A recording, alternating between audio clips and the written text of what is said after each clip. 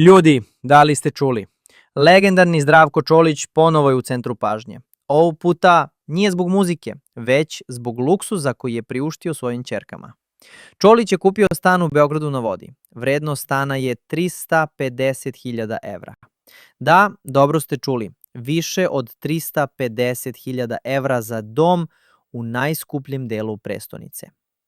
Komšije kažu da su Una i Lara već viđene u obližnjem tržnom centru i restoranima. Komentar je bio kratak i jasan. Lepo se otvorio, tako i treba. Čolić je priznao da su njegove ćerke razmažene. Ipak, naglasio je da ima velika očekivanja od njih.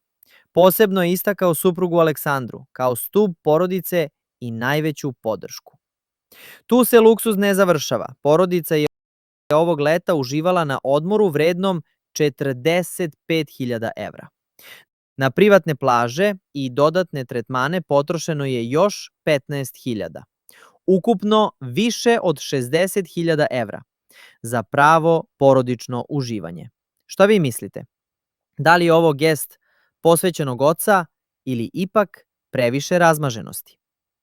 Pišite u komentarima i zapratite kanal za još estradnih vesti.